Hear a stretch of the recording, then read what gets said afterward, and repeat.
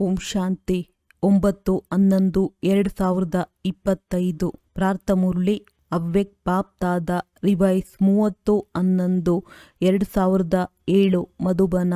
ಸತ್ಯತೆ ಮತ್ತು ಪವಿತ್ರತೆಯ ಶಕ್ತಿಯನ್ನು ಸ್ವರೂಪದಲ್ಲಿ ತರುತ್ತಾ ಬಾಲಕ ಮತ್ತು ಮಾಲೀಕತನದ ಸಮತೋಲನೆಯನ್ನಿಡಿ. ಈ ದಿನ ಸತ್ಯ ತಂದೆ, ಸತ್ಯ ಶಿಕ್ಷಕ, ಸದ್ಗುರು ತನ್ನ 4 ಕಡೆಯ ಸತ್ಯತೆಯ ಸ್ವರೂಪ, ಶಕ್ತಿ ಸ್ವರೂಪ ಮಕ್ಕಳನ್ನು ನೋಡುತ್ತಿದ್ದೇವೆ. ಏಕೆಂದರೆ ಸತ್ಯತಾ ಶಕ್ತಿ ಸರ್ವಶ್ರೇಷ್ಠವಾಗಿದೆ. ಈ ಸತ್ಯತಾ ಶಕ್ತಿಗೆ ಆಧಾರವಾಗಿದೆ ಸಂಪೂರ್ಣ ಪವಿತ್ರತೆ. ಮನ, ವಚನ, ಕರ್ಮ, ಸಂಬಂಧ, ಸಂಪರ್ಕ. ಸ್ವಪ್ನದಲ್ಲಿಯೂ ಸಹ ಅಪವಿತ್ರತೆಯ ಹೆಸರು ಗುರುತು ಇರಬಾರದು. ಇಂತಹ ಪವಿತ್ರತೆಯ ಪ್ರತ್ಯಕ್ಷ ಸ್ವರೂಪ ಏನು ಕಂಡು ಬರುತ್ತದೆ? ಇಂತಹ ಪವಿತ್ರ ಆತ್ಮನ ನಡತೆ ಮತ್ತು ಚೆಹರೆಯಲ್ಲಿ ದಿವ್ಯತೆ ಸ್ಪಷ್ಟವಾಗಿ ಕಂಡುಬರುತ್ತದೆ. ಅವರ ನಯನಗಳಲ್ಲಿ ಆತ್ಮೀಯ ಹೊಳಪು, ಚೆಹರೆಯಲ್ಲಿ ಸದಾ ಹರ್ಷಿತ ಮುಖತೆ ಮತ್ತು ನಡತೆಯಲ್ಲಿ ಪ್ರತಿ ಹೆಜ್ಜೆಯಲ್ಲಿ ತಂದೆಯ ಸಮಾನ ಕರ್ಮಯೋಗಿ. ಇಂತಹ ಸತ್ಯವಾದಿಗಳು ಸತ್ಯ ತಂದೆಯ ಮೂಲಕ ಈ ಸಮಯದಲ್ಲಿ ತಾವೆಲ್ಲರೂ ಆಗುತ್ತಿದ್ದೀರಿ. ಪ್ರಪಂಚದಲ್ಲಿಯೂ ಸಹ ಕೆಲವರು ತಮ್ಮನ್ನು ಸತ್ಯವಾದಿ ಎಂದು ಹೇಳುತ್ತಾರೆ, ಸತ್ಯವನ್ನೇ ಹೇಳುತ್ತಾರೆ. ಆದರೆ ಸಂಪೂರ್ಣ ಪವಿತ್ರತೆಯೇ ಸತ್ಯವಾದ ಸತ್ಯತೆಯ ಶಕ್ತಿಯಾಗಿದೆ. ಈ ಸಮಯ, ಈ ಸಂಗಮದಲ್ಲಿ ತಾವೆಲ್ಲರೂ ಆಗುತ್ತಿದ್ದೀರಿ. ಈ ಸಂಗಮದ ಶ್ರೇಷ್ಠ ಪ್ರಾಪ್ತಿ ಸತ್ಯತೆಯ ಶಕ್ತಿ, ಪವಿತ್ರತಾ ಶಕ್ತಿ. ಇದರ ಪ್ರಾಪ್ತಿಯಾಗಿ ಸತ್ಯಯುಗದಲ್ಲಿ ತಾವೆಲ್ಲ ಬ್ರಾಹ್ಮಣರಿಂದ ದೇವತೆಗಳಾಗಿ ಆತ್ಮ ಮತ್ತು ಶರೀರ ಎರಡರಿಂದಲೂ ಪವಿತ್ರರಾಗುತ್ತೀರಿ. ಆತ್ಮನಿಂದ ಪವಿತ್ರವಾಗುತ್ತಾರೆ, ಆದರೆ ಪವಿತ್ರವಾದ ಶರೀರ ಸಿಗುವುದಿಲ್ಲ. ಅಂದಾಗ ಇಂತಹ ಸಂಪೂರ್ಣ ಪವಿತ್ರತೆಯನ್ನು ಈ ಸಮಯದಲ್ಲಿ ತಾವೆಲ್ಲರೂ ಧಾರಣೆ ಮಾಡುತ್ತಿದ್ದೀರಿ. ನಶೆಯಿಂದ ಹೇಳುತ್ತೀರಿ, ನೆನಪಿದೆಯೇ? ನಶೆಯಿಂದ ಹೇಳುತ್ತೀರೇನು? ಎಲ್ಲರೂ ಮನಪೂರ್ವಕವಾಗಿ ಅನುಭವದಿಂದ ಹೇಳುತ್ತೀರಿ. ಪವಿತ್ರತೆಯು ನಮ್ಮ ಜನ್ಮಸಿದ್ಧ ಅಧಿಕಾರವಾಗಿದೆ. ಜನ್ಮಸಿದ್ಧ ಅಧಿಕಾರವು ಸಹಜವಾಗಿ ಪ್ರಾಪ್ತಿಯಾಗುತ್ತದೆ. ಏಕೆಂದರೆ ಪವಿತ್ರತೆ ಅಥವಾ ಸತ್ಯತೆಯ ಪ್ರಾಪ್ತಿ ಮಾಡಿಕೊಳ್ಳಲು ತಾವೆಲ್ಲರೂ ಮೊದಲೇ ತನ್ನ ಸತ್ಯ ಸ್ವರೂಪ ಆತ್ಮನನ್ನು ತಿಳಿದುಕೊಂಡಿದ್ದೀರಿ. ತನ್ನ ಸತ್ಯ ತಂದೆ, ಸತ್ಯ ಶಿಕ್ಷಕ, ಸದ್ಗುರುವನ್ನು ತಿಳಿದುಕೊಂಡಿದ್ದೀರಿ ಮತ್ತು ಪಡೆದುಕೊಂಡಿದ್ದೀರಿ. ಎಲ್ಲಿಯ ತನಕ ಯಾರು ತನ್ನ ಸತ್ಯ ಸ್ವರೂಪವನ್ನು ಅಥವಾ ಸತ್ಯ ತಂದೆಯನ್ನು ತಿಳಿದುಕೊಳ್ಳುವುದಿಲ್ಲವೋ ಅಲ್ಲಿಯ ತನಕ ಸಂಪೂರ್ಣ ಪವಿತ್ರತೆ ಸತ್ಯತೆಯ ಶಕ್ತಿ ಬರಲು ಸಾಧ್ಯವಿಲ್ಲ. ಅಂದಾಗ ತಾವೆಲ್ಲರೂ ಸತ್ಯತೆ ಮತ್ತು ಪವಿತ್ರತೆಯ ಶಕ್ತಿಯ ಅನುಭವಿಗಳಾಗಿದ್ದೀರಲ್ಲವೇ? ಅನುಭವಿಗಳಾಗಿದ್ದೀರಾ? ಮನುಷ್ಯರು ಪ್ರಯತ್ನ ಪಡುತ್ತಾರೆ, ಆದರೆ ಯಥಾರ್ಥ ರೂಪದಲ್ಲಿ ತನ್ನ ಸ್ವರೂಪವನ್ನಾಗಲಿ ಸತ್ಯ ತಂದೆಯನ್ನು ಯಥಾರ್ಥ ಸ್ವರೂಪದಲ್ಲಿ ತಿಳಿದುಕೊಳ್ಳಲು ಸಾಧ್ಯವಿಲ್ಲ. ಮತ್ತು ತಾವೆಲ್ಲರೂ ಈ ಸಮಯದ ಅನುಭವದ ಮೂಲಕ ಪವಿತ್ರತೆಯನ್ನು ಈ ರೀತಿ ಸಹಜ ಮಾಡಿಕೊಂಡಿದ್ದೀರಿ. ಈ ಸಮಯದ ಪ್ರಾಪ್ತಿಯ ಪ್ರಾರಬ್ಧವಾಗಿ ದೇವತೆಗಳಿಗೆ ಪವಿತ್ರತೆಯು ಸ್ವಾಭಾವಿಕ ಮತ್ತು ಸ್ವಭಾವವಾಗಿರುತ್ತದೆ. ಈ ರೀತಿ ಸ್ವಾಭಾವಿಕ ಸ್ವಭಾವ ತಾವೇ ಪ್ರಾಪ್ತಿ ಮಾಡಿಕೊಳ್ಳುತ್ತೀರಿ. ಅಂದಾಗ ಪರಿಶೀಲನೆ ಮಾಡಿಕೊಳ್ಳಿರಿ. ಪವಿತ್ರತೆ ಮತ್ತು ಸತ್ಯತೆಯ ಶಕ್ತಿ ಸ್ವಾಭಾವಿಕ ಸ್ವಭಾವ ಆಗಿದೆಯೇ? ತಾವು ಏನು ತಿಳಿದುಕೊಂಡಿದ್ದೀರಿ? ಪವಿತ್ರತೆ ನಮ್ಮ ಜನ್ಮಸಿದ್ಧ ಅಧಿಕಾರವಾಗಿದೆ ಎಂದು ತಿಳಿಯುವವರು ಕೈಯನ್ನೆತ್ತಿರಿ. ಜನ್ಮಸಿದ್ಧ ಅಧಿಕಾರಕ್ಕೆ ಪರಿಶ್ರಮ ಪಡಬೇಕೇ? ಪರಿಶ್ರಮ ಪಡಬೇಕಾಗಿಲ್ಲ ಅಲ್ಲವೇ? ಸುಲಭವಲ್ಲವೇ? ಏಕೆಂದರೆ ಜನ್ಮಸಿದ್ಧ ಅಧಿಕಾರವೆಂದಾಗ ಸಹಜವಾಗಿ ಪ್ರಾಪ್ತಿಯಾಗುತ್ತದೆ. ಕಷ್ಟಪಡಬೇಕಾಗಿಲ್ಲ. ಪ್ರಪಂಚದವರು ಅಸಂಭವವೆಂದು ತಿಳಿಯುತ್ತಾರೆ ಮತ್ತು ತಾವು ಅಸಂಭವವನ್ನು ಸಂಭವ ಮತ್ತು ಸಹಜ ಮಾಡಿಕೊಂಡಿರಿ. ಯಾರೆಲ್ಲ ಹೊಸ ಮಕ್ಕಳು ಬಂದಿದ್ದೀರಿ, ಮೊದಲ ಬಾರಿ ಬಂದಿದ್ದೀರಿ, ಅವರು ಕೈಯನ್ನೆತ್ತಿರಿ.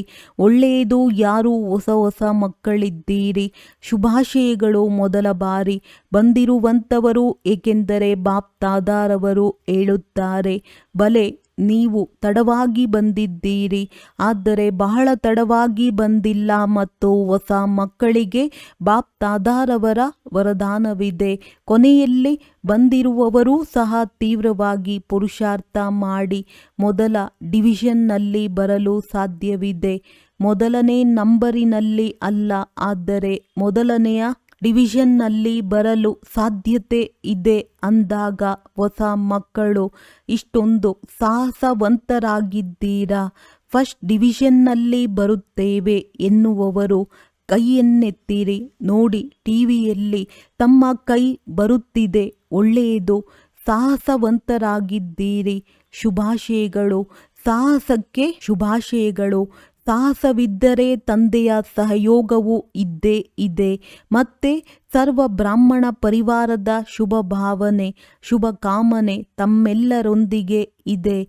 ಆದ್ದರಿಂದ ಯಾರೆಲ್ಲ ಹೊಸಬ್ಬರೂ ಮೊದಲ ಬಾರಿ ಬಂದಿದ್ದೀರಿ ಅವರೆಲ್ಲರ ಪ್ರತಿ ಬಾಪ್ ದಾದಾ ಮತ್ತು ಪರಿವಾರದ ಕಡೆಯಿಂದ ಮತ್ತೊಮ್ಮೆ ಪದಮ ಗುಣದಷ್ಟು ಶುಭಾಶಯಗಳು, ಶುಭಾಶಯಗಳು, ಶುಭಾಶಯಗಳು. ಮತ್ತು ತಾವು ಯಾರೆಲ್ಲ ಮೊದಲ ಬಾರಿ ಬಂದಿದ್ದೀರಿ ಅವರಿಗೂ ಸಹ ಖುಷಿಯಾಗುತ್ತಿದೆ ಎಲ್ಲವೇ. ಅಗಲಿರುವ ಆತ್ಮರು ಮತ್ತೆ ತಮ್ಮ ಪರಿವಾರದಲ್ಲಿ ಬಂದು ತಲುಪಿದ್ದೀರಿ ಅಂದಾಗ ಬಾಪ್ ದಾದಾರವರಿಗೂ ಸಂತೋಷವಾಗುತ್ತಿದೆ ಮತ್ತು ತಮಗೆಲ್ಲರಿಗೂ ಸಹ ಸಂತೋಷವಾಗುತ್ತಿದೆ. ಬಾಪ್ ದಾದಾರವರು ವತನದಲ್ಲಿ ದಾದೀಜಿಯವರ ಜೊತೆ ಒಂದು ಫಲಿತಾಂಶವನ್ನು ನೋಡಿದೆವು. ಫಲಿತಾಂಶದಲ್ಲಿ ಏನು ನೋಡಿರಬಹುದು ತಮಗೆಲ್ಲರಿಗೂ ತಿಳಿದಿದೆಯೇ? ತಾವೆಲ್ಲರೂ ತಿಳಿದುಕೊಂಡಿದ್ದೀರಿ, ಒಪ್ಪಿಕೊಳ್ಳುತ್ತೀರಿ. ನಾವೇ ಮಾಲೀಕರು ಹಾಗೂ ಬಾಲಕರಾಗಿದ್ದೇವೆ, ಹೌದಲ್ಲವೇ? ಮಾಲೀಕರು ಆಗಿದ್ದೀರಿ, ಬಾಲಕರು ಆಗಿದ್ದೀರಿ, ಎಲ್ಲರೂ ಆಗಿದ್ದೀರಾ? ಕೈಯನ್ನೆತ್ತಿರಿ, ಯೋಚನೆ ಮಾಡಿ ಎತ್ತಿರಿ. ಹಾಗೆಯೇ ಅಲ್ಲ, ಲೆಕ್ಕ ತೆಗೆದುಕೊಳ್ಳುತ್ತೇವಲ್ಲವೇ? ಒಳ್ಳೆಯದು, ಕೈಯನ್ನು ಇಳಿಸಿ. ಬಾಪ್ ದಾದಾರವರು ನೋಡಿದೆವು, ಬಾಲಕತನದ ನಶೆ ಮತ್ತು ನಿಶ್ಚಯ ಸಹಜವಾಗಿರುತ್ತದೆ, ಏಕೆಂದರೆ ಬ್ರಹ್ಮಕುಮಾರ ಮತ್ತು ಬ್ರಹ್ಮಕುಮಾರಿ ಎಂದು ಹೇಳುತ್ತೀರಲ್ಲವೇ? ಅಂದಾಗ ಬಾಲಕರಾದಿರಿ ಮತ್ತು ಇಡೀ ದಿನ ನನ್ನ ಬಾಬಾ, ನನ್ನ ಬಾಬಾ ಇದನ್ನೇ ಸ್ಮೃತಿಯಲ್ಲಿ ತರುತ್ತೀರಿ, ಮತ್ತೆ ಮರೆತು ಬಿಡುತ್ತೀರಿ. ಆದರೆ ಮಧ್ಯ ಮಧ್ಯದಲ್ಲಿ ನೆನಪು ಬರುತ್ತದೆ ಮತ್ತು ಸೇವೆಯಲ್ಲಿಯೂ ಸಹ ಬಾಬಾ ಬಾಬಾ ಶಬ್ದ ಸ್ವಾಭಾವಿಕವಾಗಿ ಬಾಯಿಯಿಂದ ಬರುತ್ತದೆ. ಒಂದು ವೇಳೆ ಬಾಬಾ ಎಂಬ ಶಬ್ದ ಬರಲಿಲ್ಲವೆಂದರೆ ಜ್ಞಾನದ ಪ್ರಭಾವವೂ ಸಹ ಬೀರುವುದಿಲ್ಲ. ಯಾವುದೇ ಸೇವೆಯನ್ನು ಮಾಡುತ್ತೀರೆಂದರೆ ಬಲೆ ಭಾಷಣ ಮಾಡಬಹುದು, ಕೋರ್ಸ್ ಕೊಡಬಹುದು, ಭಿನ್ನ ಭಿನ್ನ ವಿಷಯಗಳ ಬಗ್ಗೆ ಮಾಡುತ್ತಿರಬಹುದು. ಸತ್ಯ ಸೇವೆಯ ಪ್ರತ್ಯಕ್ಷ ಸ್ವರೂಪ ಅಥವಾ ಪ್ರತ್ಯಕ್ಷ ಪ್ರಮಾಣ ಇದೇ ಆಗಿದೆ.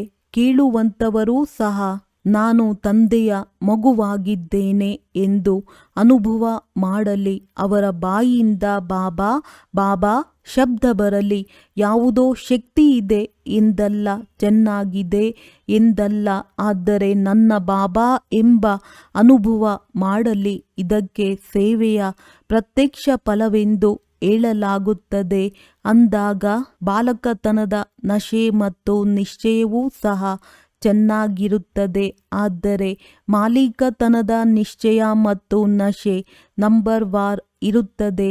ಬಾಲಕತನದಿಂದ ಮಾಲೀಕತನದ ಪ್ರಾಕ್ಟಿಕಲ್ ನಡತೆ ಮತ್ತು ಚೆಹರೆಯಿಂದ ನಶೆಯು ಕೆಲವೊಮ್ಮೆ ಕಂಡುಬರುತ್ತದೆ ಮತ್ತು ಕಡಿಮೆ ಕಂಡುಬರುತ್ತದೆ. ವಾಸ್ತವದಲ್ಲಿ ತಾವು ಡಬಲ್ ಮಾಲೀಕರಾಗಿದ್ದೀರಿ. ಒಬ್ಬ ತಂದೆಯ ಖಜಾನೆಗಳಿಗೆ ಮಾಲೀಕರಾಗಿದ್ದೀರಿ. ಎಲ್ಲರೂ ಖಜಾನೆಗೆ ಮಾಲೀಕರಾಗಿದ್ದೀರಾ ಮತ್ತು ತಂದೆಯು ಎಲ್ಲರಿಗೂ ಒಂದೇ ಸಮನಾಗಿ ಖಜಾನೆಯನ್ನು ಕೊಟ್ಟಿದ್ದಾರೆ. ಕೆಲವರಿಗೆ 1,00,000 ಕೊಟ್ಟಿದ್ದಾರೆ, ಕೆಲವರಿಗೆ 1,000 ಕೊಟ್ಟಿದ್ದಾರೆ ಎಂದಲ್ಲ. ಎಲ್ಲರಿಗೂ ಎಲ್ಲ ಖಜಾನೆಯನ್ನು ಅಪರಿಮಿತವಾಗಿ ಕೊಟ್ಟಿದ್ದೇವೆ, ಏಕೆಂದರೆ ತಂದೆಯ ಬಳಿ ಅಪರಿಮಿತ ಖಜಾನೆ ಇದೆ, ಕಡಿಮೆ ಇಲ್ಲ ಅಂದಾಗ ಬಾಪ್ ದಾದಾರವರು ಎಲ್ಲರಿಗೂ ಸರ್ವ ಖಜಾನೆಯನ್ನು ನೀಡಿದ್ದಾರೆ ಮತ್ತು ಒಂದೇ ರೀತಿ ಒಂದೇ ಸಮಾನಾಗಿ ನೀಡಿದ್ದೇವೆ ಮತ್ತು ಮತ್ತೊಂದು ಮಾಲೀಕತನ ಸ್ವರಾಜ್ಯಕ್ಕೆ ಮಾಲೀಕರಾಗಿದ್ದೀರಿ. ಆದ್ದರಿಂದ ನನ್ನ ಒಬ್ಬೊಬ್ಬ ಮಗು ರಾಜ ಮಕ್ಕಳಾಗಿದ್ದಾರೆ ಎಂದು ಬಾಪ್ ದಾದಾ ನಶೆಯಿಂದ ಹೇಳುತ್ತೇವೆ. ಅಂದಾಗ ರಾಜ ಮಕ್ಕಳಲ್ಲವೇ? ಪ್ರಜೆಗಳಂತೂ ಅಲ್ಲ ಅಲ್ಲವೇ? ರಾಜಯೋಗಿಯೋ ಅಥವಾ ಪ್ರಜಾಯೋಗಿಗಳಾಗಿದ್ದೀರಾ? ರಾಜಯೋಗಿಯಲ್ಲವೇ? ಅಂದಾಗ ಸ್ವರಾಜ್ಯದ ಮಾಲೀಕರಾಗಿದ್ದೀರಿ.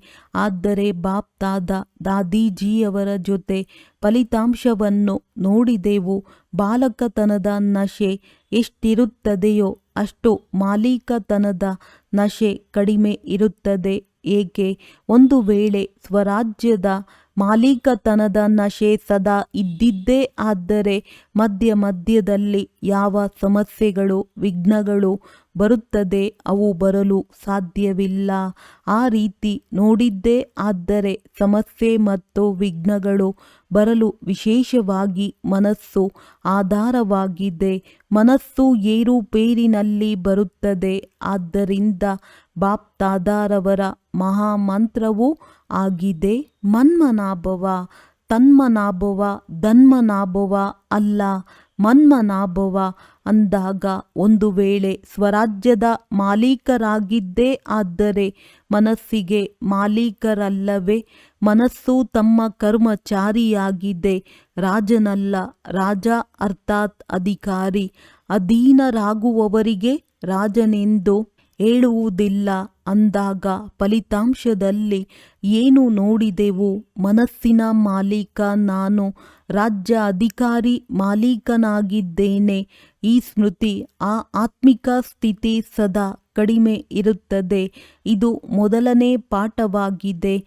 ತಾವೆಲ್ಲರೂ ಮೊದಲ ಪಾಠವನ್ನು ಏನು ಕಲಿತಿದ್ದೀರಿ? ನಾನು ಆತ್ಮನಾಗಿದ್ದೇನೆ. ಪರಮಾತ್ಮನ ಪಾಠ ಎರಡನೆಯದಾಗಿದೆ. ಆದರೆ ಮೊದಲ ಪಾಠ ನಾನು ಮಾಲೀಕ ರಾಜ. ಈ ಕರ್ಮೇಂದ್ರಿಯಗಳಿಗೆ ಅಧಿಕಾರಿ ಆತ್ಮನಾಗಿದ್ದೇನೆ. ಶಕ್ತಿಶಾಲಿ ಆತ್ಮನಾಗಿದ್ದೇನೆ. ಸರ್ವಶಕ್ತಿಗಳು ಆತ್ಮನ ನಿಜಿ ಗುಣಗಳಾಗಿವೆ. ಅಂದಾಗ ಬಾಪ್ ದಾದಾರವರು ನೋಡಿದೆವು ನಾನು ಯಾರಾಗಿದ್ದೇನೆ, ಹೇಗಿದ್ದೇನೆ. ಅದನ್ನು ಸ್ವಾಭಾವಿಕ ಸ್ವರೂಪದ ಸ್ಮೃತಿಯಲ್ಲಿ ನಡೆಯುವುದು, ಇರುವುದು, ಚೆಹರೆಯಿಂದ ಅನುಭವವಾಗುವುದು, ಸಮಸ್ಯೆಗಳಿಂದ ದೂರವಾಗುವುದು. ಇದರಲ್ಲಿ ಈಗ ಮತ್ತಷ್ಟು ಗಮನವಿರಬೇಕು. ಕೇವಲ ನಾನು ಆತ್ಮ ಎಂದಲ್ಲ, ಆದರೆ ಎಂತಹ ಆತ್ಮನಾಗಿದ್ದೇನೆ. ಒಂದು ವೇಳೆ ಇದನ್ನು ಸ್ಮೃತಿಯಲ್ಲಿಟ್ಟುಕೊಂಡಿದ್ದೇ ಆದರೆ ಮಾಸ್ಟರ್ ಸರ್ವಶಕ್ತಿವಂತರ ಆತ್ಮರ ಮುಂದೆ ಸಮಸ್ಯೆ ಅಥವಾ ವಿಘ್ನಗಳು ಬರಲು ಯಾವುದೇ ಶಕ್ತಿಗೆ ಸಾಧ್ಯವಿಲ್ಲ. ಈಗಲೂ ಸಹ ಫಲಿತಾಂಶದಲ್ಲಿ ಒಂದಲ್ಲ ಒಂದು ಸಮಸ್ಯೆ ಅಥವಾ ವಿಘ್ನಗಳು ಕಂಡುಬರುತ್ತದೆ, ತಿಳಿದಿದೆ. ಆದರೆ ಚಲನೆ ಮತ್ತು ಚೆಹರೆಯಲ್ಲಿ ನಿಶ್ಚಯದ ಪ್ರತ್ಯಕ್ಷ ಸ್ವರೂಪ ಆತ್ಮೀಯ ನಶೆ ಮತ್ತಷ್ಟು ಪ್ರತ್ಯಕ್ಷವಾಗಲಿದೆ. ಇದಕ್ಕಾಗಿ ಈ ಮಾಲೀಕತನದ ನಶೆಯನ್ನು ಪದೇ ಪದೇ ಪರಿಶೀಲನೆ ಮಾಡಿಕೊಳ್ಳಿ. ಪರಿಶೀಲನೆ ಮಾಡಿಕೊಳ್ಳುವುದು ಸೆಕೆಂಡಿನ ಮಾತಾಗಿದೆ. ಕರ್ಮ ಮಾಡುತ್ತಾ ಯಾವುದೇ ಕರ್ಮ ಆರಂಭ ಮಾಡುತ್ತೀರಿ. ಆರಂಭ ಮಾಡುವ ಸಮಯದಲ್ಲಿ ಪರಿಶೀಲನೆ ಮಾಡಿಕೊಳ್ಳಿ. ಮಾಲೀಕತನದ ಅಥಾರಿಟಿಯಿಂದ ಕರ್ಮೇಂದ್ರಿಯಗಳ ಮೂಲಕ ಕರ್ಮವನ್ನು ಮಾಡಿಸುವಂತಹ ನಿಯಂತ್ರಣ ಶಕ್ತಿ, ರೂಲಿಂಗ್ ಪವರ್ ಹೊಂದಿರುವ ಆತ್ಮನಾಗಿದ್ದೇನೆಯೇ? ಸಾಧಾರಣ ಕರ್ಮ ಪ್ರಾರಂಭವಾಗಿದೆಯೇ? ಸ್ಮೃತಿ ಸ್ವರೂಪದಿಂದ ಕರ್ಮವನ್ನಾರಂಭಿಸುವುದರಲ್ಲಿ ಮತ್ತು ಸಾಧಾರಣ ಸ್ಥಿತಿಯಿಂದ ಕರ್ಮವನ್ನಾರಂಭ ಮಾಡುವುದರಲ್ಲಿ ಬಹಳ ಅಂತರವಿದೆ. ಹೇಗೆ ಲೌಕಿಕದ ಪದವಿಯನ್ನು ಹೊಂದಿರುವವರು ತಮ್ಮ ಕಾರ್ಯವನ್ನು ಮಾಡುತ್ತಾರೆಂದರೆ ಕಾರ್ಯದ ಸ್ಥಾನದಲ್ಲಿ ಸ್ಥಿತರಾಗಿ ನಂತರ ಕಾರ್ಯವನ್ನಾರಂಭಿಸುತ್ತಾರೆ. ಹಾಗೆಯೇ ತನ್ನ ಮಾಲೀಕತನದ ಸ್ವರಾಜ್ಯ ಅಧಿಕಾರಿ ಸೀಟಿನಲ್ಲಿ ಸ್ಥಿತರಾಗಿ ಮತ್ತು ಪ್ರತಿಯೊಂದು ಕಾರ್ಯವನ್ನು ಮಾಡಿ ಈ ಮಾಲೀಕತನದ ಅಥಾರಿಟಿಯ ಚಿಹ್ನೆಯಾಗಿದೆ. ಸದಾ ಪ್ರತಿಯೊಂದು ಕಾರ್ಯದಲ್ಲಿ ಡಬಲ್ ಲೈಟ್ ಮತ್ತು ಖುಷಿಯ ಅನುಭೂತಿಯಾಗುತ್ತದೆ ಮತ್ತು ಫಲಿತಾಂಶದಲ್ಲಿ ಸಫಲತೆಯು ಸಹಜವಾಗಿ ಅನುಭವವಾಗುತ್ತದೆ. ಈಗಲೂ ಸಹ ಕೆಲವೆಡೆ ಅಧಿಕಾರಿಗಳಿಗೆ ಬದಲಾಗಿ ಅಧೀನರಾಗಿ ಬಿಡುತ್ತಾರೆ. ಅಧೀನತೆಯ ಚಿಹ್ನೆಯಾಗಿ ಏನು ಕಂಡುಬರುತ್ತದೆ? ಮತ್ತೆ ಮತ್ತೆ ನನ್ನ ಸಂಸಾರವೆಂದು ಹೇಳುತ್ತೀರಿ, ಇಷ್ಟಪಡುವುದಿಲ್ಲ. ಆದರೆ ನನ್ನ ಸಂಸ್ಕಾರ ನನ್ನ ಸ್ವಭಾವವೆಂದು ಹೇಳುತ್ತೀರಿ. ಬಾಪ್ದಾದಾರವರಿಗೆ ಮೊದಲು ಸಹ ತಿಳಿಸಿದ್ದೆವು, ಯಾವ ಸಮಯದಲ್ಲಿ ನನ್ನ ಸಂಸ್ಕಾರ ನನ್ನ ಸ್ವಭಾವವಾಗಿದೆ. ಈ ಬಲಹೀನತೆಯ ಸಂಸ್ಕಾರ ತಮ್ಮ ಸಂಸ್ಕಾರವಾಗಿದೆಯೇ? ನನ್ನದೇ. ಇದಂತೂ ರಾವಣನ ಮಧ್ಯದ ಸಂಸ್ಕಾರವಾಗಿದೆ, ರಾವಣನ ಕೊಡುಗೆಯಾಗಿದೆ. ಅದನ್ನು ನನ್ನದು ಎಂದು ಹೇಳುವುದೇ ತಪ್ಪಾಗಿದೆ. ತಮ್ಮ ಸಂಸ್ಕಾರವಂತೂ ತಂದೆಯ ಸಂಸ್ಕಾರ ಯಾವುದಿದೆಯೋ ಅದೇ ನನ್ನ ಸಂಸ್ಕಾರವಾಗಿದೆ. ಆ ಸಮಯದಲ್ಲಿ ಯೋಚಿಸಿ, ನನ್ನದು ನನ್ನದು ಎಂದು ಹೇಳಿ. ಆದರೆ ಅದು ಅಧಿಕಾರಿಯಾಗಿ ಬಿಡುತ್ತದೆ ಮತ್ತು ನೀವು ಅಧೀನರಾಗಿ ಬಿಡುತ್ತೀರಿ. ಹೇಗೆ ತಂದೆಯ ಸಮಾನರಾಗಬೇಕೆಂದರೆ ನನ್ನ ಸಂಸ್ಕಾರ ಎಂದಲ್ಲ. ಯಾವುದು ತಂದೆಯ ಸಂಸ್ಕಾರವಾಗಿದೆಯೋ ಅದು ನನ್ನ ಸಂಸ್ಕಾರ. ತಂದೆಯ ಸಂಸ್ಕಾರವೇನಾಗಿದೆ? ವಿಶ್ವ ಕಲ್ಯಾಣಕಾರಿ, ಶುಭ ಭಾವನೆ, ಶುಭ ಕಾಮನಾಧಾರಿ ಅಂದಾಗ ಆ ಸಮಯ ತಂದೆಯ ಸಂಸ್ಕಾರವನ್ನು ಸನ್ಮುಖದಲ್ಲಿ ತನ್ನಿ.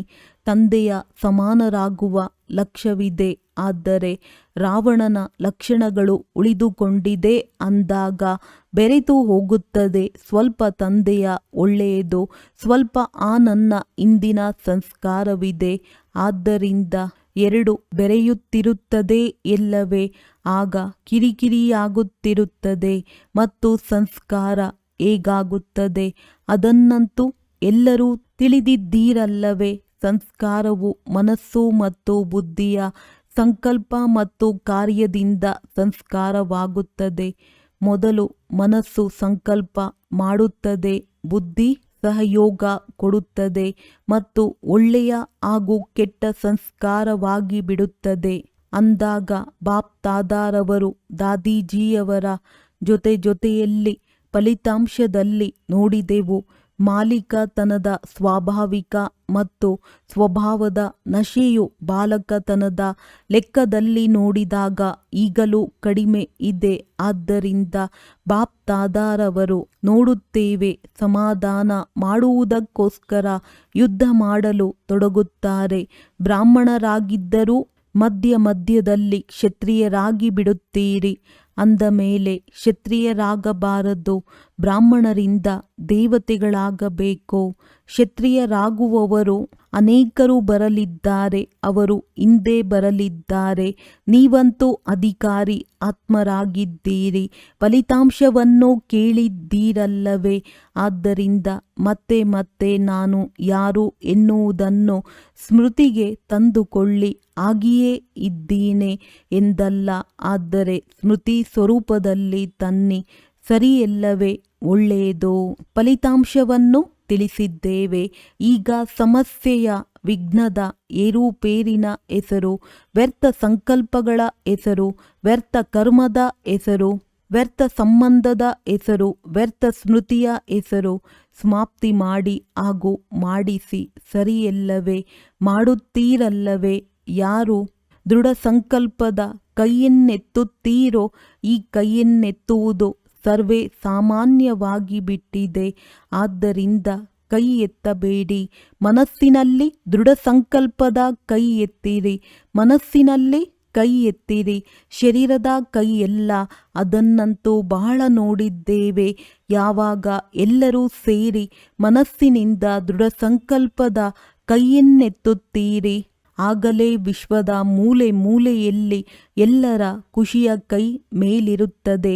ನಮ್ಮ ಸುಖದಾತ ಶಾಂತಿದಾತ ತಂದೆಯು ಬಂದು ಬಿಟ್ಟರು. ತಂದೆಯನ್ನು ಪ್ರತ್ಯಕ್ಷ ಮಾಡುವಂತಹ ಜವಾಬ್ದಾರಿಯನ್ನು ತೆಗೆದುಕೊಂಡಿದ್ದೀರಲ್ಲವೇ? ತೆಗೆದುಕೊಂಡಿದ್ದೀರಾ? ಪಕ್ಕ ಟೀಚರ್ಸ್ ತೆಗೆದುಕೊಂಡಿದ್ದೀರಲ್ಲವೇ? ಒಳ್ಳೆಯದು. ಪಾಂಡವರು ಕೈ ಎತ್ತಿದ್ದೀರಿ. ಪಕ್ಕ ಒಳ್ಳೆಯದು. ದಿನಾಂಕವನ್ನು ಫಿಕ್ಸ್ ಮಾಡಿ. ದಿನಾಂಕವನ್ನು ನಿಗದಿಯಾಗಿದೆಯೇ? ಎಷ್ಟು ಸಮಯ ಬೇಕಾಗಿದೆ? 1 ವರ್ಷ ಬೇಕೇ? 2 ವರ್ಷ ಬೇಕಾಗಿದೆಯೇ? ಎಷ್ಟು ವರ್ಷ ಬೇಕಾಗಿದೆ?